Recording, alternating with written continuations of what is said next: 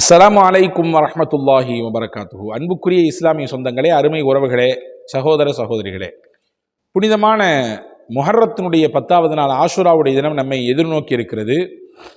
அந்த ஆஷூரா தினத்திலே முக்கியத்துவம் வாய்ந்த ஒரு அமல் என்னவென்றால், காலையிலிருந்து மாலை வரை அல்லாஹ்விடத்தில் அதிகமாக கையேந்தி துஆ செய்வதற்குரிய நாள், முக்கியமான நாள். நமக்கு எத்தனையோ தேவைகள் இருக்கிறது, எத்தனையோ விதமான சங்கடங்கள் இருக்கிறது, நெருக்கடிகள் இருக்கிறது.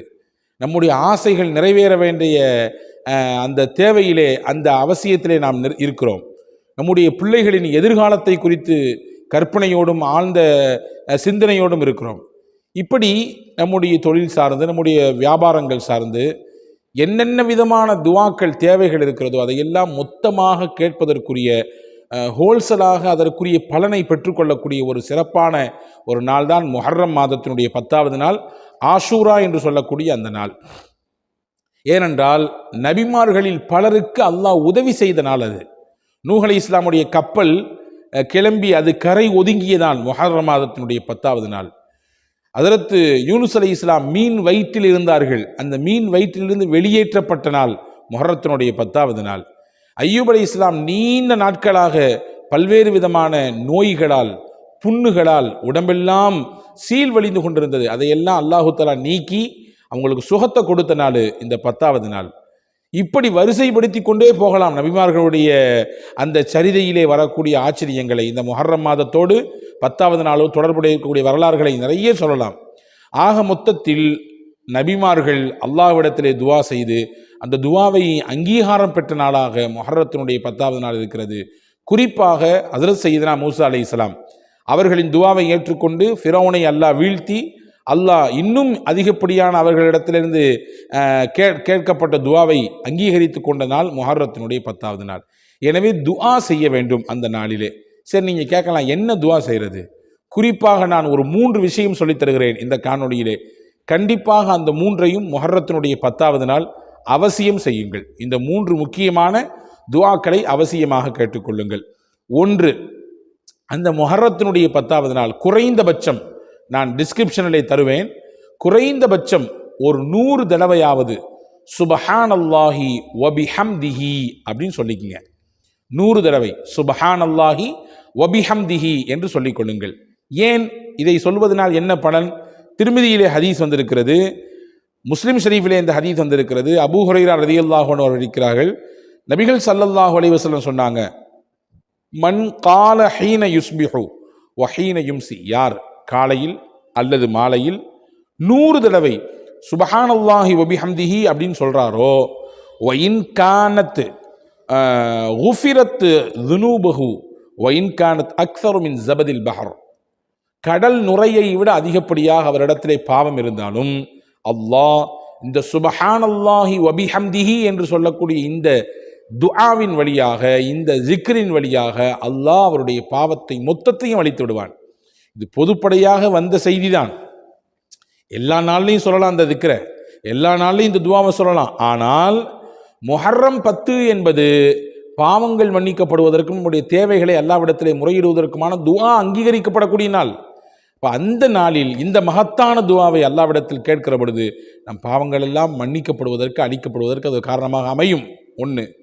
2வது, நாம் கேட்கக்கூடிய 2வது முக்கியமான விஷயம் என்னன்னா, அல்லாஹ்விடத்திலே பாவ மன்னிப்பு கேட்க வேண்டும்.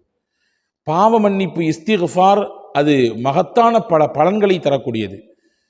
குழந்தை இல்லாதவங்க கூட தொடர்ச்சியாக அதிகப்படியாக இஸ்திக்ஃபார் செய்தால் அவர்களுக்கு குழந்தை கிடைக்கும் என்று குர்ஆன் நிரூபிக்கிறது.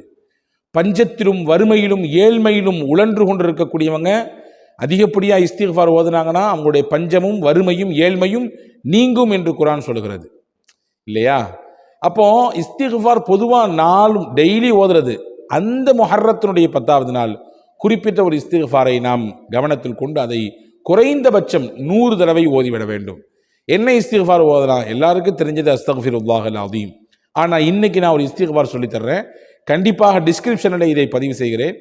இதை தினசரி ஓதுவதற்கு முயற்சியுங்கள். குறைந்தபட்சம் இந்த முஹர்ரத்தினுடைய 10வது நாள் ஆஷுரா தினத்திலே 100 தடவை ஓதிவிடுங்கள். ரசூலுல்லாஹி ஸல்லல்லாஹு அலைஹி வஸல்லம் சொல்லிக் கொடுத்தாங்க, சய்யிதுல் இஸ்திக்ஃபார், இஸ்திக்ஃபாருக்கெல்லாம் தலை, அதாவது இஸ்திக்ஃபார்களில் முதன்மையானது. என்று சொல்லி ஒரு வாசகத்தை சொல்லிக் கொடுத்தார்கள். அல்லாஹும்ம அன்த ரப்பி லா இலாஹ இல்ல அன்த ஹலக்தனி வ அன அப்துக வ அனா அலா அஹதிக வ வஅதிக மஸ்ததஅது அபூஉ லக பிநிஅமதிக வ அபூஉ லக பிதம்பி ஃபக்ஃபிர்லி ஃபஇன்னஹு லா யக்ஃபிரு ذுனூப இல்லா அன்த. இதுதான் சய்யிதுல் இஸ்திக்ஃபார். இஸ்திக்ஃபாருக்கெல்லாம் முதன்மையானது, முக்கியத்துவம் வாய்ந்தது. இஸ்திக்ஃபார் நிறைய இருக்குது, அதுக்கெல்லாம் எல்லாத்தையும் விட முதன்மையானது இது. இதை சொன்னால் என்ன கிடைக்கும்? ரசூலுல்லாஹ் சொன்னாங்க, எவரொருவர் இதை காலையில் சொல்கிறாரோ மாலைக்குள் இறந்து போய்விட்டால் அவர் சொர்க்கத்திற்கு போவார் நேரடியாக.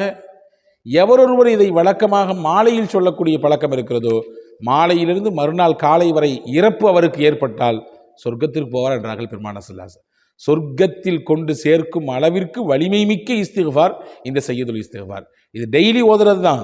ஆனால் முஹர்ரத்தினுடைய 10வது நாள் குறிப்பாக இதை ஒரு 100 தடவை ஓடுவதற்கு முயற்சியுங்கள். 2. 3வது, முஹம்மது நபி ஸல்லல்லாஹு அலைஹி வஸல்லம் அன்னவர்கள் மீது ஒரு 100 தடவை ஸலவாத்தை சொல்வதற்கு அந்த நாளிலே உங்களுடைய நேரங்களை ஒதுக்கிக் கொள்ளுங்கள். எக்கச்சக்கமான வாசகங்கள் இருக்கிறது ஸலவாத்திற்கு. ரசூலுல்லாஹ் கற்றுக் கொடுத்த சில வாசகங்கள் இருக்கிறது. நல்லோர்கள், பெரியோர்கள், சாலிஹீன்கள், ஆரிஃபீன்கள் கற்றுக் கொடுத்த சில வாசகங்கள் இருக்கிறது. எதையாவது ஒரு ஸலவாத்தை நாம் ஒரு 100 விடுத்தம் ஓதிக்கொள்ள வேண்டும். என்னிடத்தில் கேட்டால் ஸலவாத்து ஆலியுல் கத்ர் என்று சொல்லக்கூடிய அற்புதமான ஒரு ஸலவாத்தினுடைய அந்த வாசகங்கள் நமக்கு கிடைக்கிறது. அறிஞர்கள் நமக்கு எழுதி தருகிறார்கள். குறிப்பாக திருக்குரானுடைய விரிவுரைகளில் ஒன்றாக இருக்கக்கூடிய தஃப்சீரு சாஃபியை தந்த இமாம் சாஃபி ரஹ்மஹுல்லா அவர்கள் சொல்கிறார்கள். இமாம் சுயூத்தி ரஹ்மஹுல்லா அவர்கள் சொல்கிறார்கள்.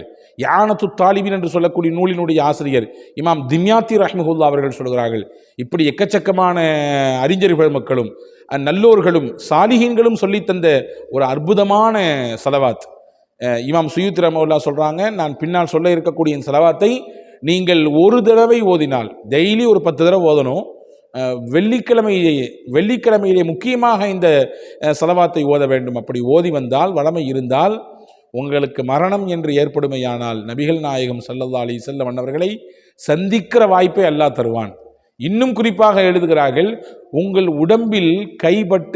உடம்பில் நாயகத்தின் கைப்பட்டு அந்த வழியாகத்தான் உங்கள் உடம்பு கபரை சென்றடையும் என்ற ஒரு குறிப்பையும் இந்த ஸலவாத்திற்கு பின்னால் இருக்கக்கூடிய பலனாக எழுதி தருகிறார்கள்.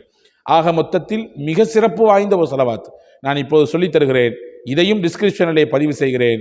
நான் முதல் சொன்ன சுபஹானல்லாஹி வபிஹம்திஹி அந்த திக்ர், அடுத்து சொன்ன சய்யிதுல் இஸ்திக்ஃபாருக்கெல்லாம் முக்கியத்துவம் வாய்ந்த இஸ்திக்ஃபாராக, தனித்துவம் வாய்ந்த இஸ்திக்ஃபாராக இருக்கக்கூடிய அந்த இஸ்திக்ஃபார், 3வது இப்பொழுது சொல்ல இருக்கக்கூடிய ஸலவாத். இந்த 3ஐயும் வரிசைப்படுத்தி உங்களுக்கு டிஸ்கிரிப்ஷனில் தரப்படும். அவசியம் பார்த்து அதை ஓதுங்கள்.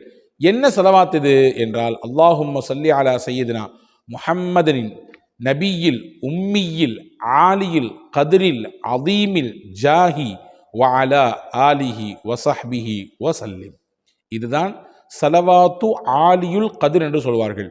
அல்லாஹும்ம ஸல்லி அலா சய்யிதினா முஹம்மதனின் நபியில் உம்மியில் ஹபீபில் ஆலியுல் கதிரி அல் அதீமில் ஜாஹி வ அலா ஆலிஹி வஸஹ்பிஹி வஸல்லிம். இந்த ஸலவாத்தையும் முஹர்ரத்தினுடைய 10வது நாள் ஆஷுரா தினத்திலே ஒரு 100 தடவை ஓதுவதற்கு முயற்சி செய்து கொள்ளுங்கள். ஆக இந்த 3 ஜிக்ருகளையும் துவாக்களையும் ஸலவாத்துகளையும் நீங்கள் அல்லாஹ்விடத்திலே முஹர்ரத்தினுடைய 10வது நாள் ஓதி முடித்துவிட்டு அல்லாஹ்விடத்தில் கையேந்தி துவா செய்யுங்கள். நிச்சயமாக நம்முடைய துவாக்கள் அங்கீகரிக்கப்படும், நம்முடைய தேவைகள் நிறைவேற்றப்படும், நம்முடைய சங்கடங்கள் போய்விடும், நம்முடைய நோய் நொடிகள் எல்லாம் நீங்கும், நீண்ட ஆயுளை அல்லாஹ் தருவான். நிச்சயமாக அதை கேட்க வேண்டிய கடமை நமக்கு இருக்கிறது. நிறைவான ஆரோக்கியத்தை தாய் என்று கேட்க வேண்டிய பொறுப்பு இருக்கிறது. திடீரென்று ஏற்படக்கூடிய அனைத்து விதமான ஆபத்துகளை விட்டு, முசீபத்துகளை விட்டு, திடீர் மரணங்களை விட்டு அல்லாவே நீ பாதுகாத்து விடு என்று கேட்க வேண்டிய தேவையும் அவசியம் இருக்கிறது. வல்ல அல்லாஹ் வரக்கூடிய ஆஷுரா தினத்தை மிகச்சிறப்பாக பயன்படுத்தக்கூடிய நல்ல தௌஃபீகை உங்களுக்கும் எனக்கும் எல்லா மக்களுக்கும் வழங்கியல் புரிவானாக. வசலாம். அஸ்ஸலாமு அலைக்கும் வரஹ்மத்துல்லாஹி வபரகாத்துஹு.